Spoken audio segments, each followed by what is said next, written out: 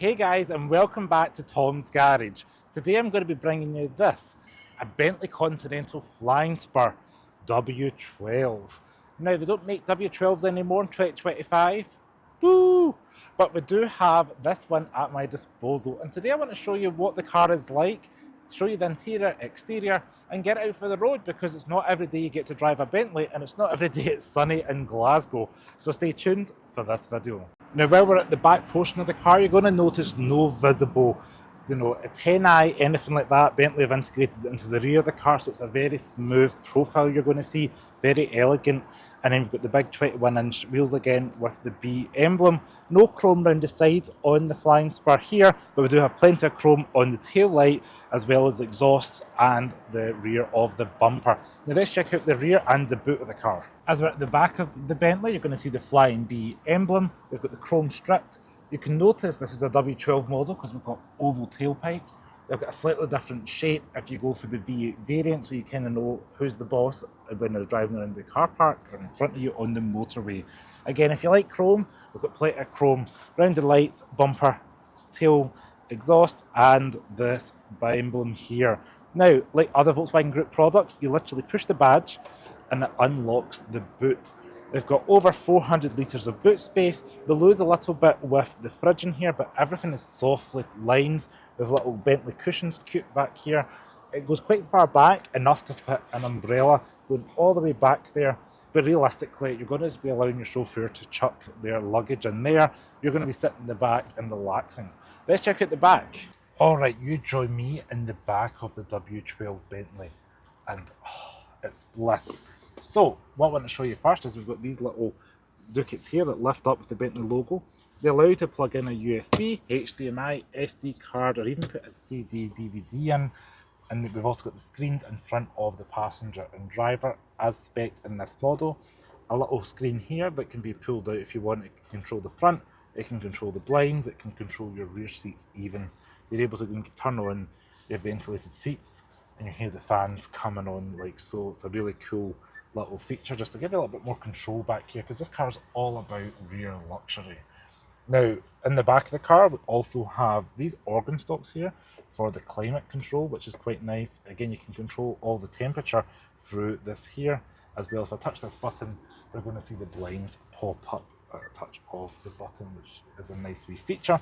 So we have two window switches on the rear of the Bentley. That means I can control the driver and passenger side rear doors, so I can literally pull that up and either pull the window down or put the blind up and down. Same for this side, I can put the window down like so, which happens to be double glazed, lift that up, and another touch of the button, the blinds come out, and we've even got a little side blind there, which is a neat feature. And if you want to press and hold the button here, that will raise and lower the rear blind. Now, also interesting, in the centre armrest here, it does lift up and down. We have a little drawer here that reveals two cup holders. We also have this flap that lifts up. We've got a Bentley logo here in the centre, as well as a telephone, which is a BT premium handset. It literally lights up behind the chrome there. If you can see that on the camera, it's quite a neat feature. It says charging, it says please wait. Could you imagine back in the day just like dialing, hello? Yes, you're getting fired. So yes, that lives inside there. You can do all your business meetings. You can have your lunch on the go, as well as a little mirror there to maybe do some vanity things if you wish so. And then again, little map pockets down here to store paper items, whatever it may be. So you could maybe do some work while you're out on the go. Everything in the car is leather-lined, soft touch. There's a little hook here to maybe hang like a jacket or something. Some really neat design details.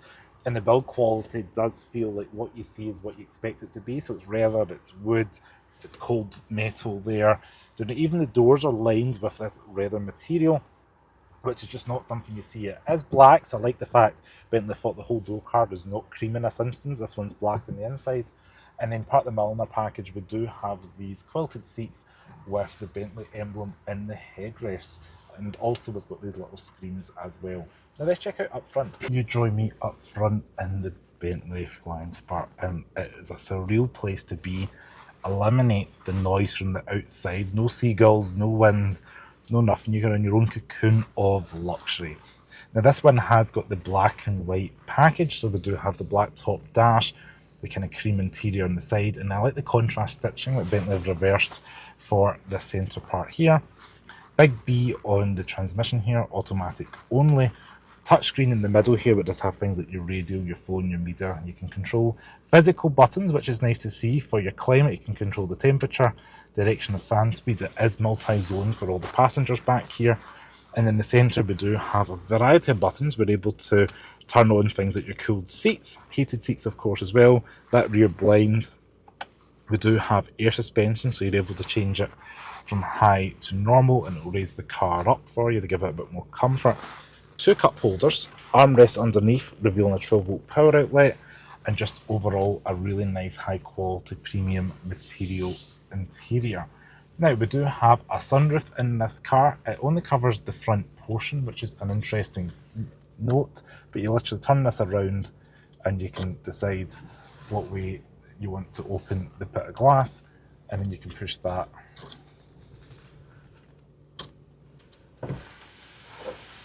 like so, and it's going to open up to the world. It only opens maybe about 10 inches, so it's not a huge glass roof, but at least you've got that option there, and I can turn that all the way and that open it a little bit further, which gives you the full aperture, which is maybe about 12 inches in total. It's not massive, but it's a little bit better than nothing. And then you can close that back over on this lovely sunny day that we're having. And even the cover for the sunroof is got, or the moonroof you want to call it, does have this little shade here, which is nice. Now we do have lights here, auto rear view mirror, and again organ stops and a Breitling clock, which Bentley and Breitling have had that tie-in for years now. Right hand side here, I do have 4 electric one-touch window switches, as well as you can lock out the rear windows, as well as a boot release and fuel feather cap release. On the steering wheel, we do have your cruise control on the left, volume controls on the right, and in front of the driver we do have a clear gauge cluster. It goes up to about 6,000 RPM and top speed just over 200 miles per hour.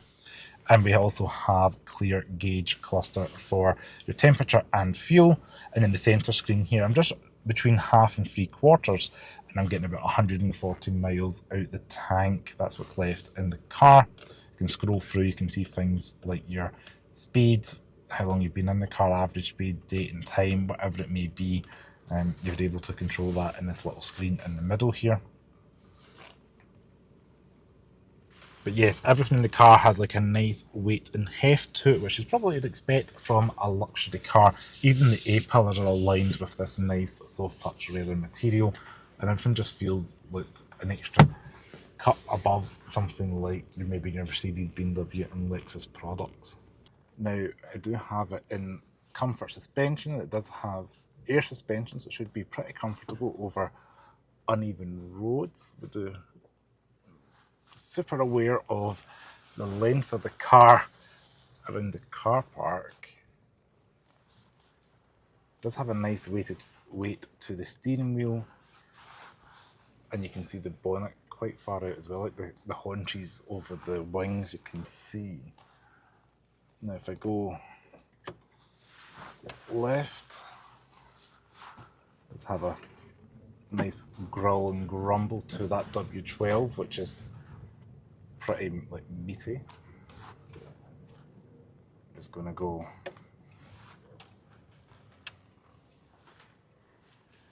down here and do a 3-point turn, see what it's like. When you look over the mirrors, you can see the haunches in the rear, which is quite nice actually to be able to see the.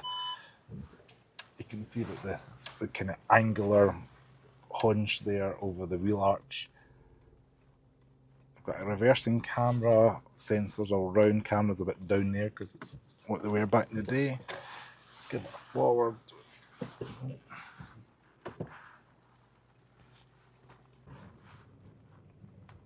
Oh, got a van and a Yaris pulling out in front of us there, but yeah, the steering does feel got a nice bit of weight to it, which is pretty nice. You know, it feels like it's a bit, it's not overly assisted.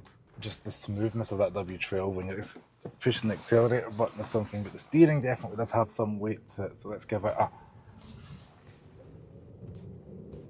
Oh yes, there we go, about 2000 RPM. You can feel the torque pulling you along, getting the mass out the way of the vehicle.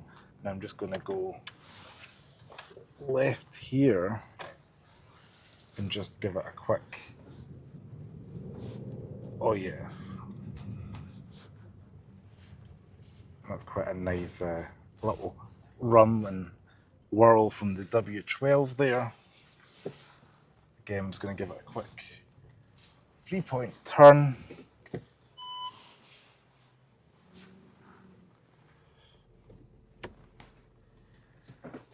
Three, two, one,